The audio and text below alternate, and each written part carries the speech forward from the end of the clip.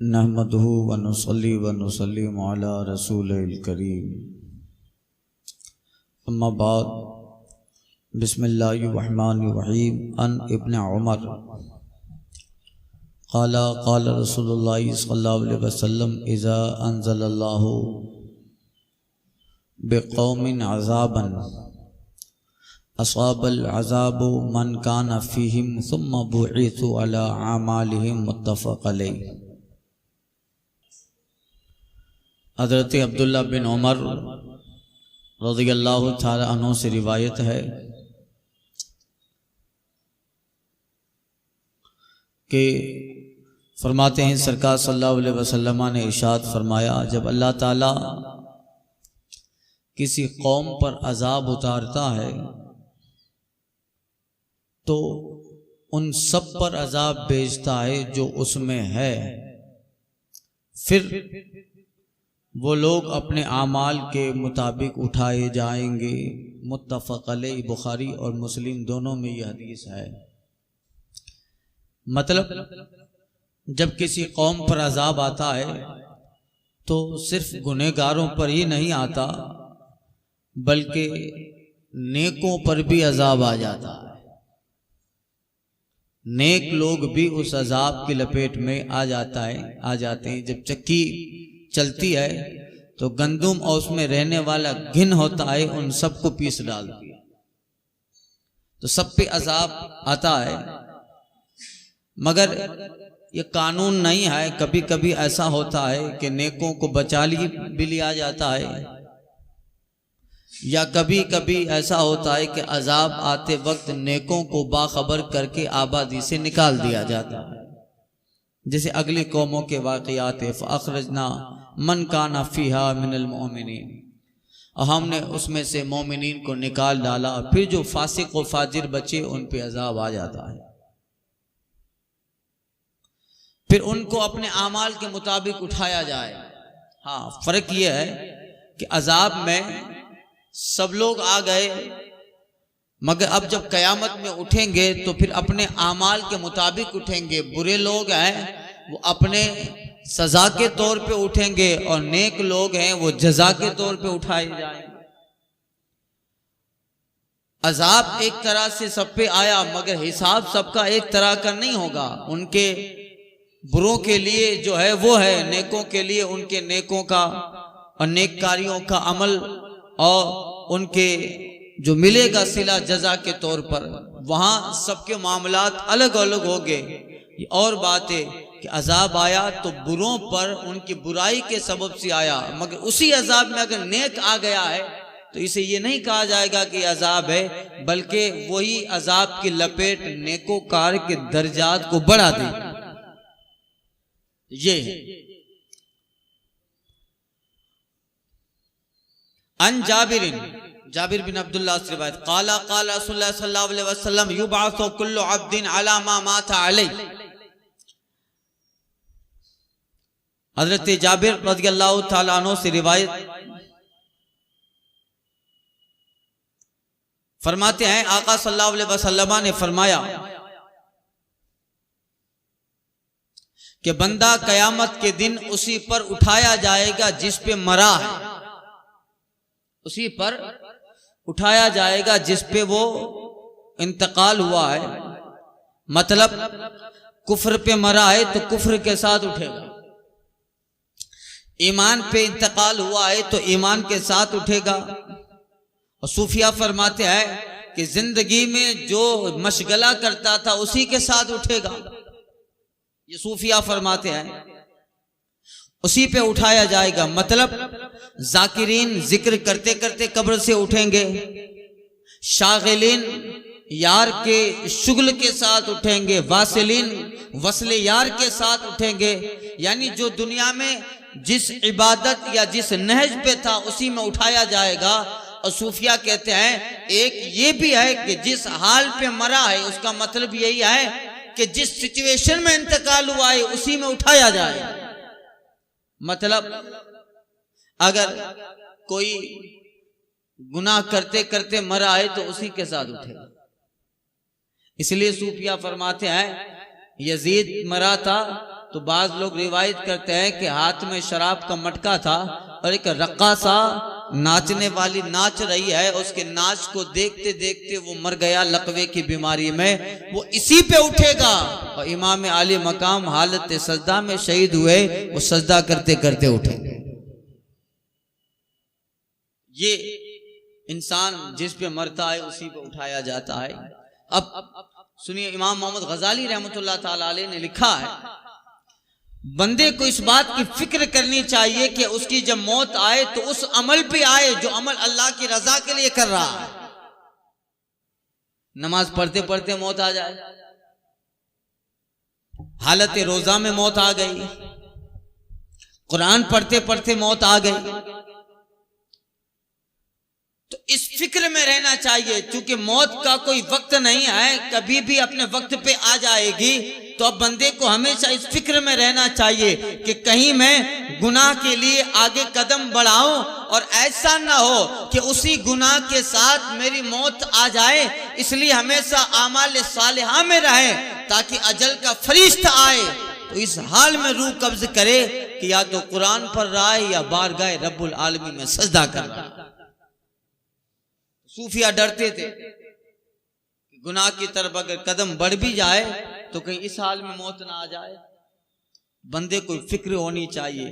बहुत सारे वाकयात हैं। एक साहब बता रहे थे, सुबह उनके वालिद साहब उठे तो जगे ही नहीं। बोला क्या हुआ? का रात को देर तक टीवी देखते रहे, फिर सुबह टीवी चालू थी मगर बापूजी चालू नहीं थे। टीवी चालू थी सुबह मगर वो वही नजारा देखते देखते वही है। यू बासो कुल्लो आब्दिन मा माथा अलैह, जिस पे मरा है उसी पे उठाया जाए। तो भी बंदे को फिक्र होनी चाहिए कि इस हाल में मौत आए कि हुजूर की मोहब्बत हो, हुजूर का प्यार हो और आका की मोहब्बत के साथ हुजूर की कोई सुन्नत अदा कर रहा हो।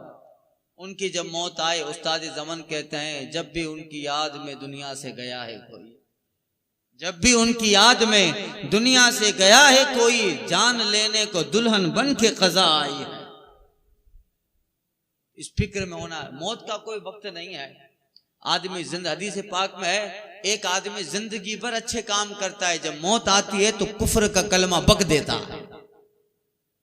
ये हदीस आएगी आगे। और एक आका एक जगह फरमाते सरकार उसी हदीस के आगे, एक आदमी जिंदगी भर आमाल कुफ्र करता है मगर जब मौत आती है तो आमाल ईमान अल्लाह ताला अता फरमा देता। तो इसीलिए कहा गया अल अम्रु बिल खवातीम, खात्मे का एतबार है। खात्मा किस पे हुआ है उसी को एतबार में लाया जाएगा। ना जिंदगी भर तहज्जुद पढ़ता रहा, जब खात्मा ही खराब हो गया तो वो तहज्जुद काम नहीं आने वाला,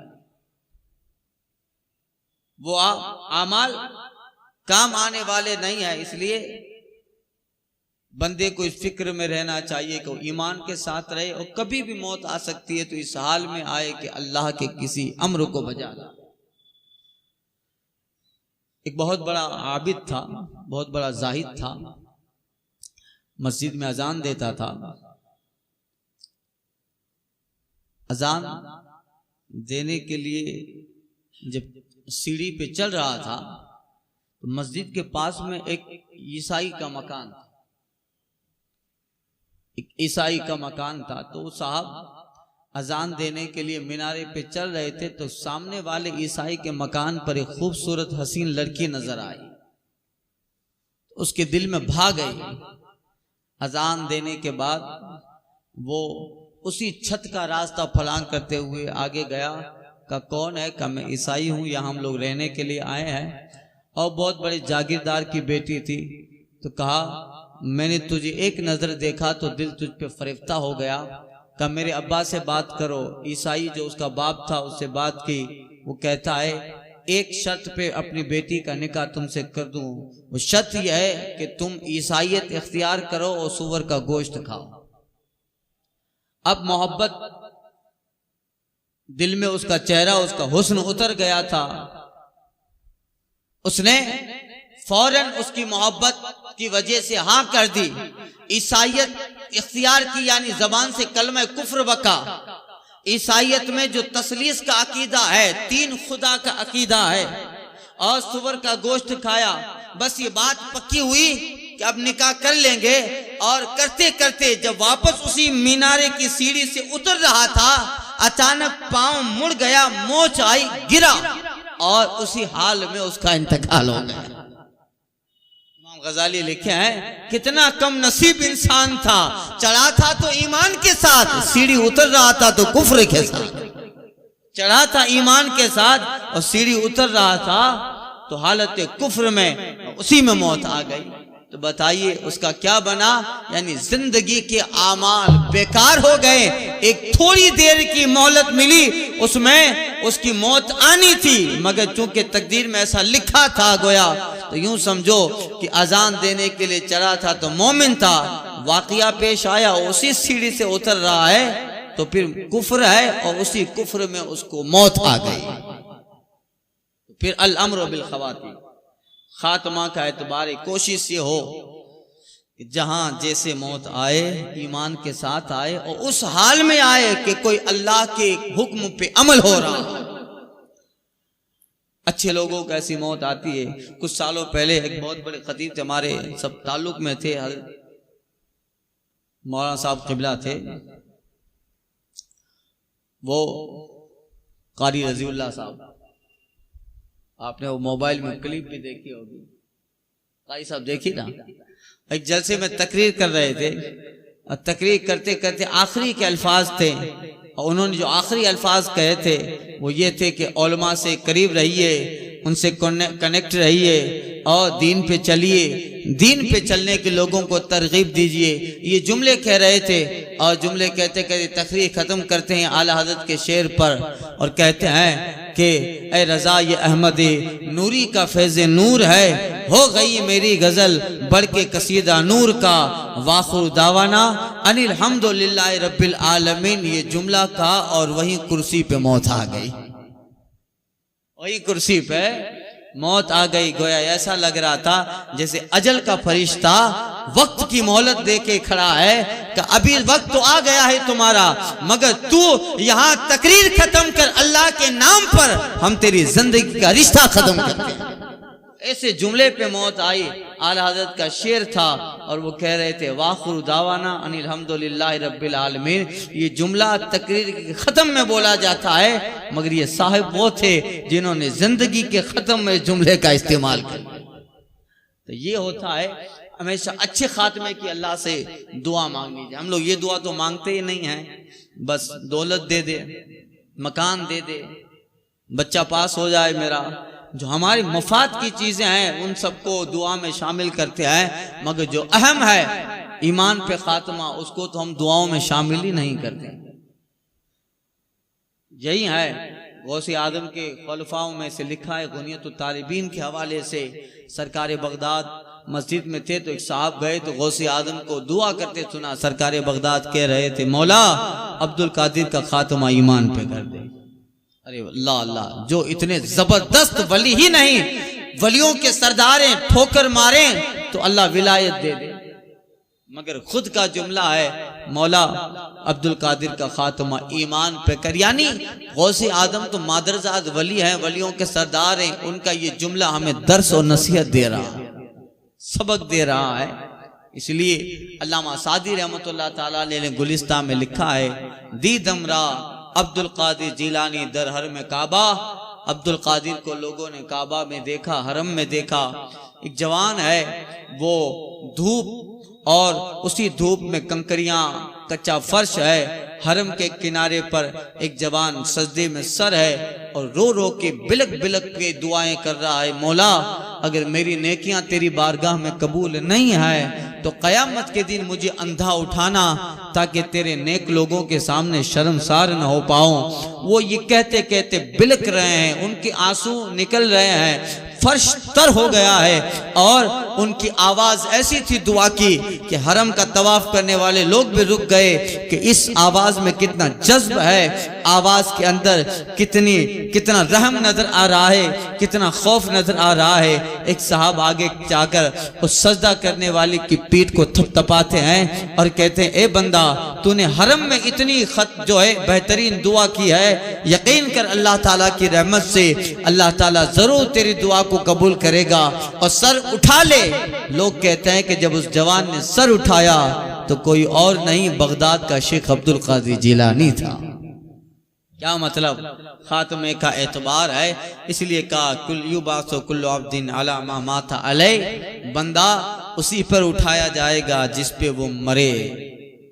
अब अक्सर तो ऐसा ही होता है, मौत तो कभी भी आती है, मगर अभी जो हाल है वो ये है कि अभी 60% मौत इस तरह आती है कि रात को अटैक आ गया।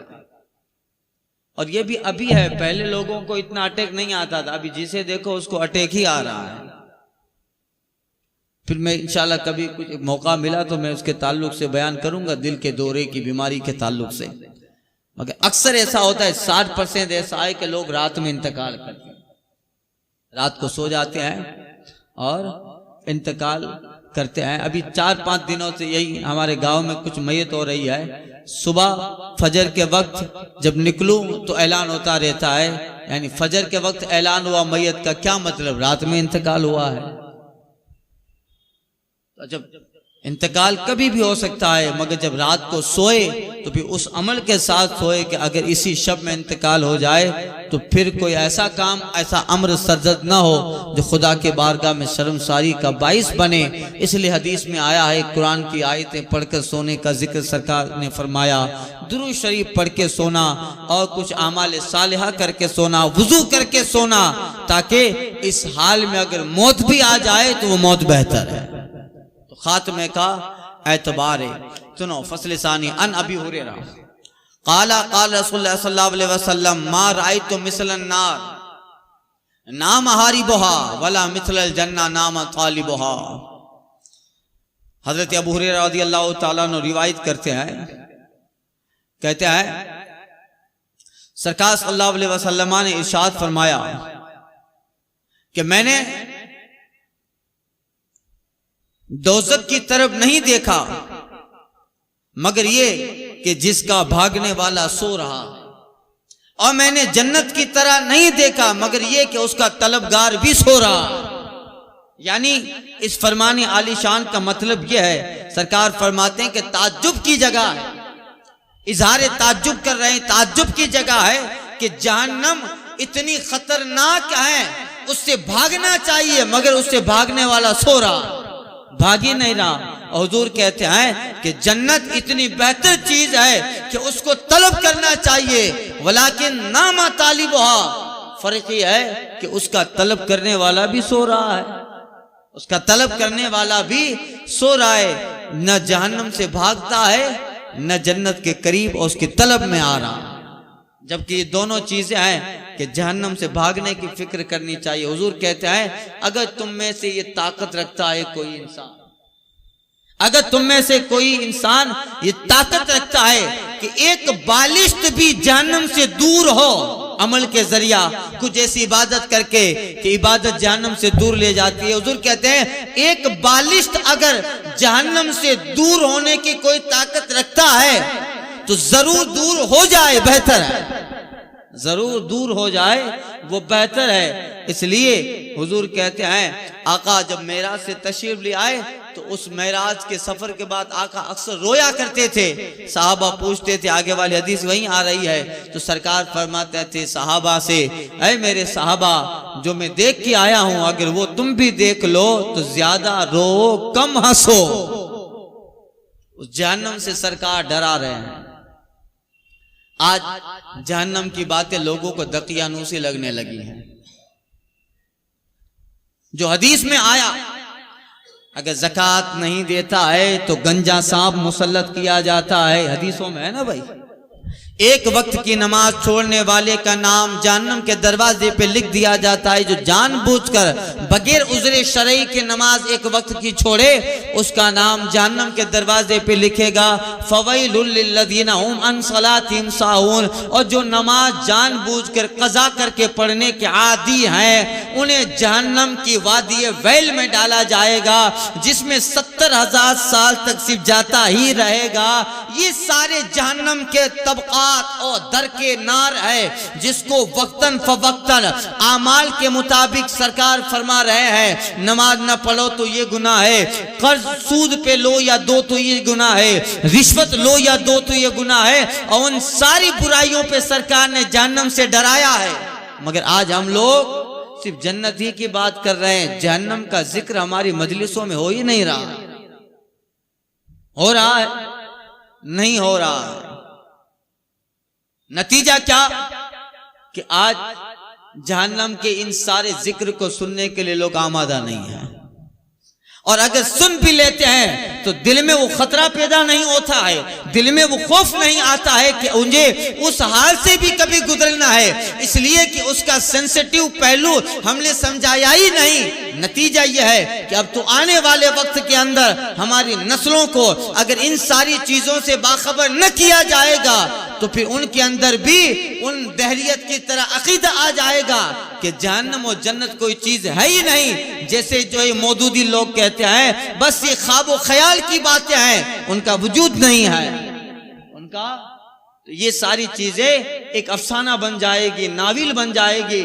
जैसे आज जहन्नम का जिक्र हमारी तकरीरों में मजलिसों में होता ही नहीं है। नतीजा ये कि लोग ये समझ रहे हैं कि अब जहन्नम जैसी कोई चीज है ही नहीं। तो फिर आगे चलकर क्या होगा? जैसा मौदूदी लोगों का अकीदा है कि जन्नत और जहन्नम कोई चीज नहीं है, बुराई को जहन्नम से ताबीर किया है कुरान में और अच्छाई को जन्नत से ताबीर किया है। ये होगा इसलिए कि हम कभी ये टॉपिक, तो गलती हमारी भी है, ये टॉपिक कभी लेते ही नहीं कि लोगों को डराया जाए। जबकि हुजूर का हाल यह है, सरकार सल्लल्लाहु अलैहि वसल्लम मस्जिद नबी में आए तो हुजूर थोड़ा टेढ़ा चल रहे थे, पुश्त शरीफ झुकी थी, जैसे बूढ़े लोग चला करते हैं ना, पीठ झुकी थी। और कुछ दिनों से हुजूर का हाल ये था, साहबा देख रहे थे कि बहुत नरमी आ गई है, आहिस्ता चलते हैं, नमाज सरकार बहुत तवील कर देते हैं, जैसे कोई 80-90 साल का आदमी बहुत सांस वगैरह फूल जाती है, आहिस्ते नमाज पढ़ता है। सरकार सर नीचे है, पीठ टेढ़ी होकर, यानी इस तरह सरकार नरम हो गए हैं, ऐसा लगता है कि जिसमें रसूल में कमजोरी आ गई है। तो अबू बकर ने पूछ लिया, शिफ्ता या रसूल अल्लाह, हुजूर आप बूढ़े हो गए? आगे हदीस आ रही है, हुजूर या रसूल अल्लाह आप बूढ़े हो गए? हुजूर कहते हैं, अबू बकर बुरा नहीं हुआ, क़द शय्यबतनी हूद वन नाज़िआत वल मुरसलात व अम्मा यतसअलून व मिस्लुहुन्ना। ऐ अबू बकर, तेरे नबी को सूरे हूद, सूरे नाज़िआत और सूरे अम्मा यतसअलून और सूरे मुरसलात ने बुरा कर डाला। सूरे हूद ने, सूरे नाज़िआत ने, सूरे मुरसलात ने और सूरे अम्मा यतसालून ने बुरा कर डाला। मतलब फरमाने मुस्तफ़ा का यह है, ऐ अबू बकर, मैं वो जहन्नम के तबकात को देख के आया हूँ और मेरे रब ने सूरे हूद, नाज़िआत, मुरसलात, अम्मा यतसालून में जहन्नम का जिक्र किया है। इन्ना जहन्नम कानत मिरसादा लित्तागीना मआबा लाबिसीना फिया अहकाबा ला यज़ूक़ूना फिया बर्दम वला शराबा इल्ला हमीम व ग़स्साका जज़ाअम विफाका इन्नहुम कानू ला यजूना हिसाबा व कज़्ज़बू बि आयातिना किज़्ज़ाबा। तो ये फलन नज़ीदा इल्ला अज़ाबा, जहन्नम और जहन्नम के खतरनाकियों का अल्लाह ने जिक्र किया है। सरकार कह रहे हैं, फरमान का मकसद यह है, अबू बकर जब इन आयतों में मैं जहन्नम का जिक्र पढ़ता हूँ तो फिर उसी अफसोस ने मुझे कमजोर कर डाला है कि मेरी उम्मत का हाल क्या होगा। बताइए, हुजूर का ये हाल है, आका का ये हाल है, और हम लोग तो फिर ऐसे जी रहे हैं जैसे जहन्नम में जाना ही नहीं है। ये गलत ख्याल है कि हम लोग जहन्नम में नहीं जाएंगे, ये भी शैतान ने ख्याल दिला रहा है। हाँ, ईमान के साथ अगर इंतकाल हुआ है तो फिर दायमी जहन्नम नहीं है, जन्नत में जाएगा वो, मगर आमाल के मुताबिक सजा तो होगी ही। अब यहां सूद खा रहा है तो कैसे छोड़ दिया जाएगा क्या? अफ हसीबतुम अन युत्रका सुदा, अल्लाह कहता है क्या इस गुमान में हो कि ऐसे ही छोड़ दिए जाओगे? अफ हसीबतुम अन युत्रका सुदा, इस गुमान में हो कि ऐसे ही छोड़ दिए जाओगे? तुमसे पहले लोगों की आजमाइश हुई, तुम्हारी भी हो। अब यहाँ किसी का भी सेठ आए वो माल नाखो वखार माँ, इसका 10,000 ले लिया, उसका 50,000 ले लिया, इसका लाख लेके भाग गया, फुला का 10 लाख लेके भाग गया, तो क्या ऐसे ही छोड़ दिए जाओगे? नहीं नहीं, आमाल के मुताबिक सजा है। हाँ, फिर रब तबारक व तआला करम करे तो फिर जन्नत है ही हुजूर के करम से, और बहुत है जन्नत, और इतनी है। आका कहते, आला हजरत फरमाते हैं वो तो निहायत सस्ता सौदा बेच रहे हैं जन्नत का। जहन्नम से बचना भी आसान है और जन्नत का सौदा भी आसान है, मगर ये कि हमारे पास उस आसान जन्नत को खरीदने की भी ताकत नहीं है। वो तो निहायत सस्ता सौदा बेच रहे हैं जन्नत का, हम मुफलिस क्या मोल चुकाएं, अपना हाथ ही खाली है। ये आका तो दे रहे हैं, इसलिए जो है आका कहता है वला मिसल जन्नते नामा तालिबा, मैंने नहीं देखा कि जन्नत का तलबगार मगर ये कि वो सो रहा है। उसको जन्नत की फिक्र करनी चाहिए, उसको हासिल करना चाहिए, मगर वो सो रहा है, बेखौफ हो रहा है। और इस तरह बेखौफ है कि फिर आगे चल के हालात हमारे बड़े खतरनाक। दीन के कुछ उसूल ऐसे हैं कि हम लोग कभी उसको बोलते नहीं है तो आगे आने वाले लोग फिर कहेंगे कि ऐसा दीन में है ही नहीं। जन्नत और जहन्नम से डराया नहीं जाएगा तो आगे वाले बच्चों को कैसे पता चलेगा जहन्नम क्या चीज है? नतीजा क्या होगा? जहन्नम की बातें भी नाविल बन के रह जाएगी।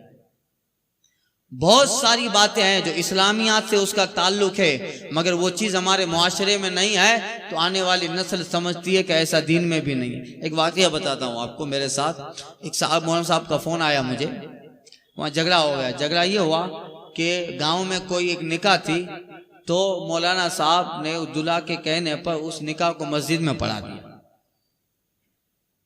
निकाह मस्जिद में हुई तो मस्जिद का जो मुतवल्ली था, नाजिम था, फौरन घर से उठ के आ गए आस्तीन चलाकर, तुमको किसने ठेका दिया मस्जिद में निकाहें पढ़ाने का?